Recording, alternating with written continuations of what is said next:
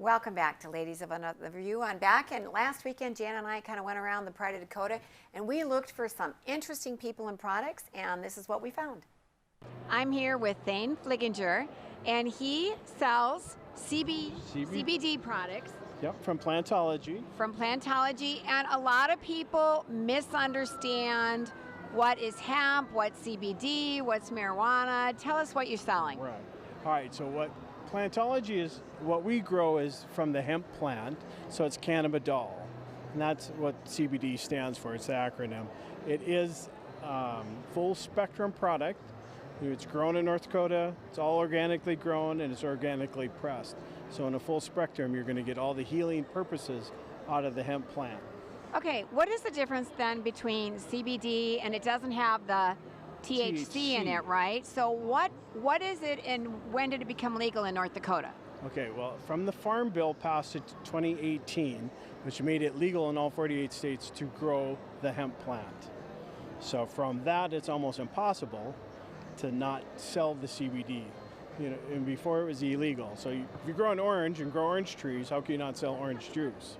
So we're one of the first companies that were authorized to grow in North Dakota. So our farm is out of Leonard. We put in 17 acres, and the quality of oil that came from our product is one of the very, very best. What does CBD oil do? The CBD, it does a lot of things. If you look at the healing properties, now how it helped me, I started as a sleep aid after I lost my leg. Couldn't sleep through the whole night. I had phantom pains, I had headaches, I was miserable. So my best friend, part owner of this, put me onto the oil, tried it at night, tried a half tincture, and I almost made it through the night, and the second night I took a full one. It was the first time I made it through the night without any chronic pain. I continued taking it, and it's like some of the best things I've ever come across. Now, all right, to get through the night and not have pain was a big bonus, but oh my gosh, it checks so many different boxes. I mean, my anxiety went away, my migraines went away, my blood sugar was dropped, and it helps with addiction, you know, so I didn't have the chronic for eating. I actually lost 6-7 pounds a month. So it may help you in one way, but I mean, it really does. Yeah, that gets a lot of people attention when you say it helps with weight loss. They're like, oh, okay. Well, just arthritis. Okay, arthritis, it helps. Yeah, you take the oil and you're going to notice it. You know, 2 to 7 days as it builds up in your system, your aches and pains are going to be dialed down significantly. Whether it's in your elbows, your knees, your hips, it slowly goes away. Sounds like a miracle drug. You know, you would think it is. We can't promote it as that because everybody's body is different. Right. But, I mean, physically, right away, it can help you with nausea, lower your blood sugar, digestion, your immune system. Mentally, I took it as a sleep aid, but I mean, it'll reduce stress, helps with depression. I can see after you lose your leg, you kind of get depressed, you know, so it helped me in that area as well. And then medically, I mean, in recovery, cognitive function, cancer, arthritis, eczema, rosacea, we'll use the stick. And it's non-addictive. Non-addictive. Right, and it's it doesn't have the THC, so that's, I think a lot of people don't understand that, and so that's why I thought this would be interesting. It is. Yeah. Now, it's 0.3 of 1% has the THC, and that's because it's squeezed out of the hemp plant, but it's nothing that you're going to lose your job over.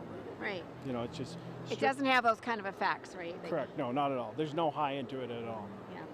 Okay. And when you wake up, you'll take it to fall asleep, but you wake up like totally refreshed.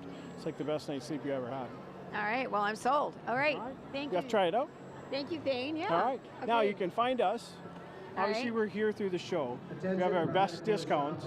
It's $30 off each product, and then you can order right online from us from www.plantologyinc.com. Okay, say that one more time. So our website is www.plantologyinc.com. When you order it, we'll have it in your mailbox in 2 days. Okay, all right, that's good service. Well, thank you, Thane. Yeah, thanks for stopping over. Cool. So the reason we wanted to talk about it, and we looked into it, like the nutritional aspects of it, and Jan, what did you find when you looked it up? What's your opinion? Well, my opinion is that it sounds like it's something really good for those who have found no other resources to help themselves. I've always been one that has thought, if it only treats the symptom and not the problem, then you don't have a long-term solution. So I am a little hesitant, not because I don't think that it's a good product or that some people can't use it. I think if you want to use it, you go ahead and use it. But I'm all about finding the source of the problem and, you know, fixing the source. Right. Absolutely, yeah, not just covering it up. Did but you end Jamie, up trying any of it? I actually have CBD lotion that I got in Colorado, and I was thinking, okay, what's the difference? A lot of people think, oh, marijuana or getting high, and and it's separate. That's why I wanted to Yes. talk about it, that Right. CBD oil isn't that. Right. You know, you're It not doesn't going to have get that. drug tested and, oh my gosh, you have CBD. No. That isn't it. But for lotion, yeah, like if my face feels red and dry, it's great. So somebody gave me some that's supposed to help you get to sleep. And I took one once and it worked. But I woke up with a headache, and I don't get headaches. Uh-oh. I mean, I can go a whole year and not get a single headache. So for me, like I never took it a second time because I thought I'll just get to sleep another way. I'll read a book and that'll make me sleepy. But I'm with you, Jan, and I bet Jamie you're the same way. Like Yes. like if you have a headache and you want to take an aspirin, fine. But if you have an ongoing problem, you know, get to the root of that if you can. But yeah, I have heard a lot of people that like CBD, and it Yeah. seems to help them with sleep or anxiety or pain. I've heard Yeah. it's a great pain thing too. So Yeah. I personally don't take it, but I should try it. Yeah, I just wanted people to kind of know it might not be what you think it is. Right. That you Yeah. know there's no harm in trying it, and it might help you with whatever. It sounds like it can help you with just about anything. It doesn't have that psychological impact because it's no THC in yeah. it. It's just Yep, oil. you can. Before we go into this video, I want to say, look at the Joanna's skin. She sells Emu Oil, and I thought she's a pretty good advertisement for her product. Hi, I'm here with Joanna Steiner, who has Vitality Naturals Emu products. Where are you from in North Dakota? I'm from Inkster, North Dakota. It's over by Grand Forks area, and our business office and manufacturing is in Grand Forks. I love Emu Oil. It's amazing. Can you tell us what's it made from? It is made from the tall bird from Australia called an emu, and it's the fat of the animal. It has unique properties where it's transdermal and anti-inflammatory, so it absorbs fast, no oily residue, and it helps with dry, red, itchy skin. It really is very soft, and I want to say you gave me permission. You're over 60 and your skin is very soft and smooth, and you've been using it for 20 years, right? Yeah, closer to 25. My mom does have good genes, but I've been using Emu Oil way back then. And I used to have a T-zone, and I used to have adult acne, and that was gone in no time flat with the pure Emu Oil, nothing else. Wow, how did you get into this business? I mean, people don't just go, hey, I think I'll sell Emu Oil.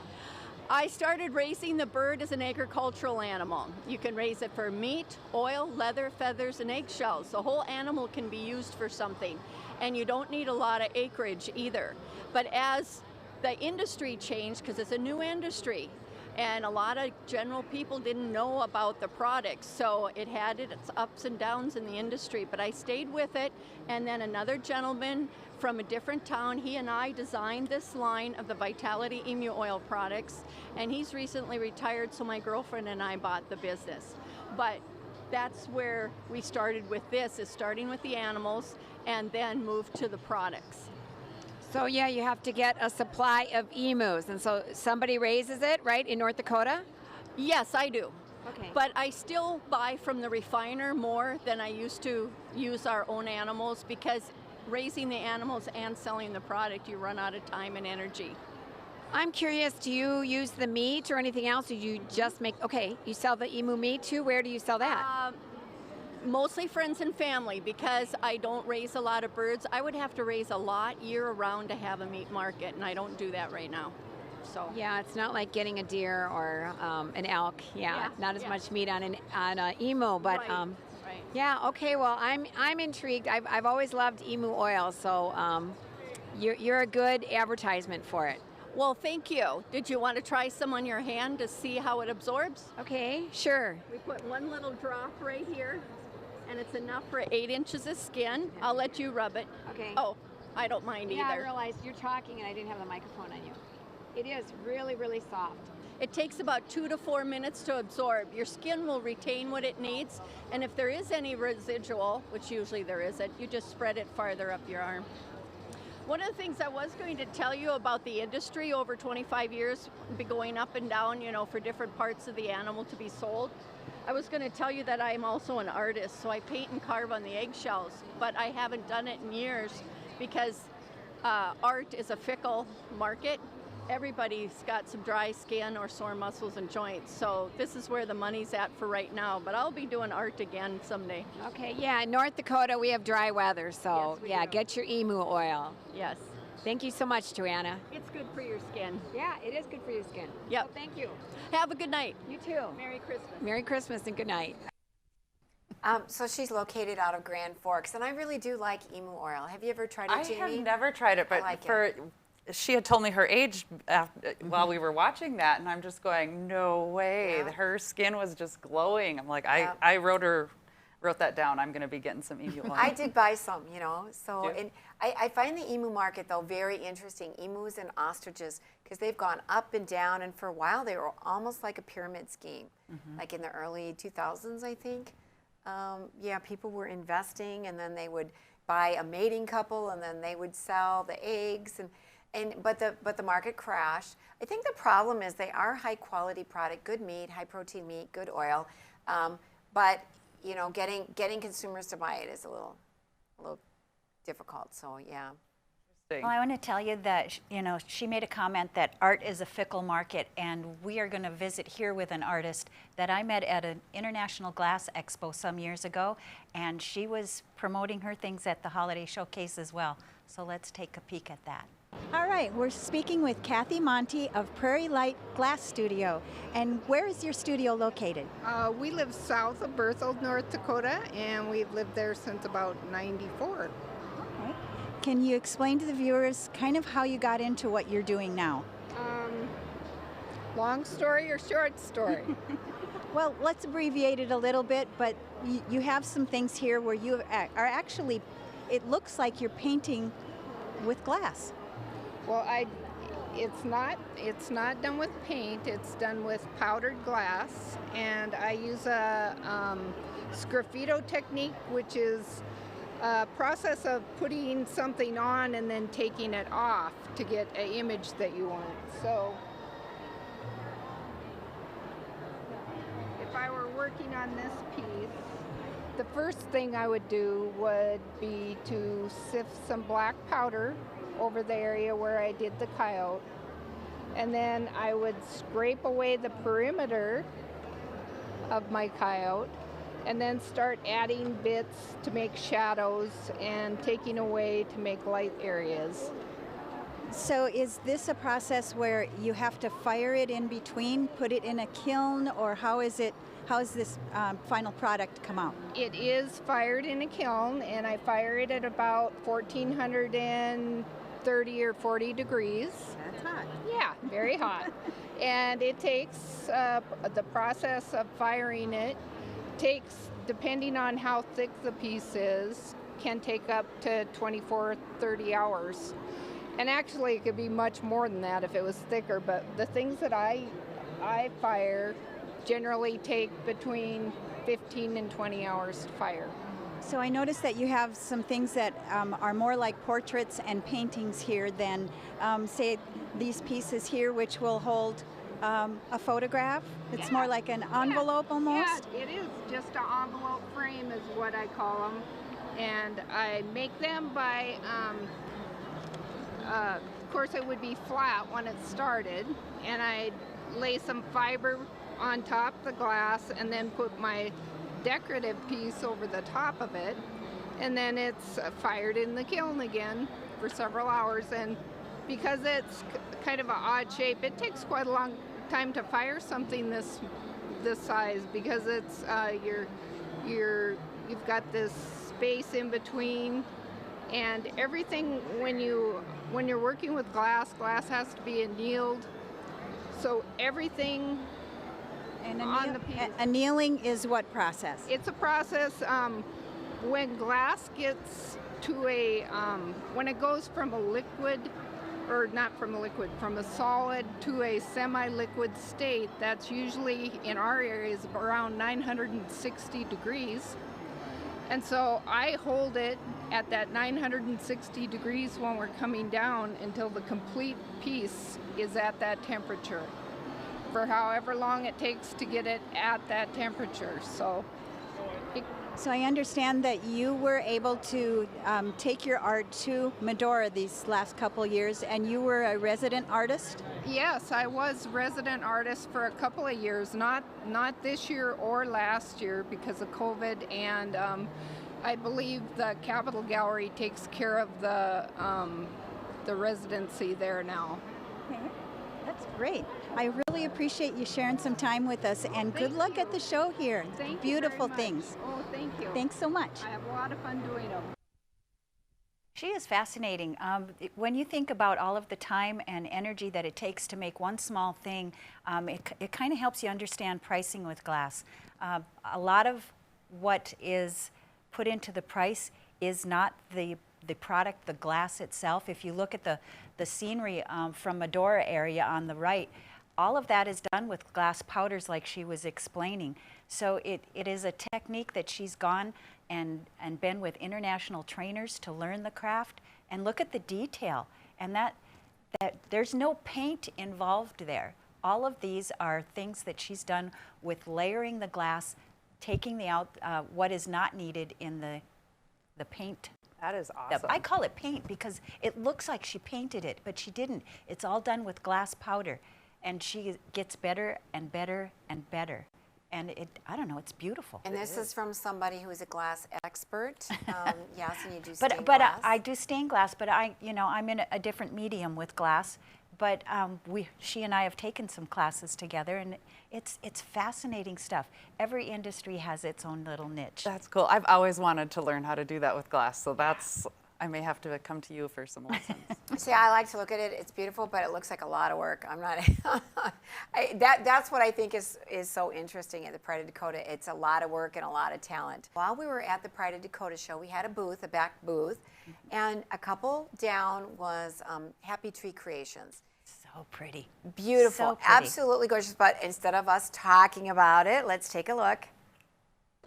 Hi, I'm here with Brad Shearer with Happy Tree Creations, and oh my gosh, your wood, it's just amazing, the stuff that you make. Look at this. It's a rolling pin. It is gorgeous. And, they're just everything you make, all these different colors. How did you get into this?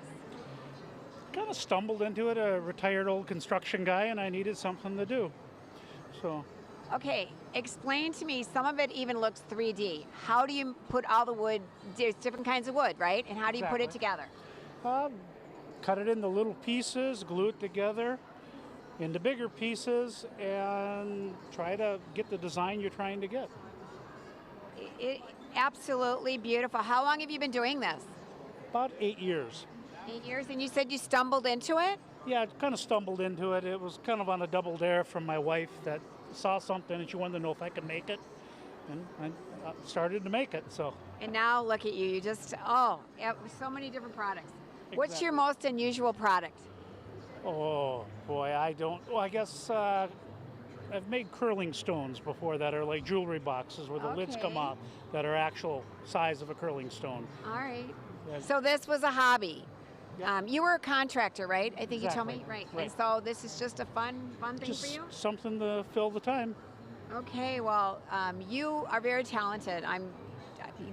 Where do you sell your stuff? Just trade shows, or? Just trade shows, and then in the summertime in Jamestown at Frontier Village, there's a gallery up at the Buffalo, and I'll sell out of there in the summertime. Okay. Well, be looking for Happy Tree Creations, because it's definitely a happy tree that is turned into this. Thanks, Brad. Thank you.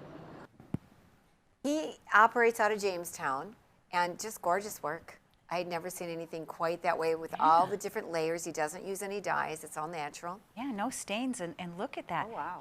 He has things on the lathe, and he's so talented with it that he makes it so thin that light shines through them. He can use them as Christmas ornaments. I was blown away. I think there's a very important lesson we learned here, though. He started this because his wife dared him. I was Yes, thinking that that. I'm double like, dare. okay, noted. I will be making What should some we? dares. Yeah. What should we dare our husbands to do? I think woodwork is a great place to start. No doubt. Yeah, I know. But let me tell you, all of those kinds of trades are expensive. So, you know, the Yeah, so equipment. think about it before you dare your Yes. husband to do something, whether it's hunting or woodworking. You know, it comes with a price tag, right? Yeah, don't go be a hockey player. Yeah, yeah. You know, I think a big message too is to buy local. 100%. Right. Yeah, because we want to support these people. We want to support our local businesses, you know, even just go down Main Street or whatever you know, speaking of Main Street, I just came back from Castleton. We're going to be doing My Hometown.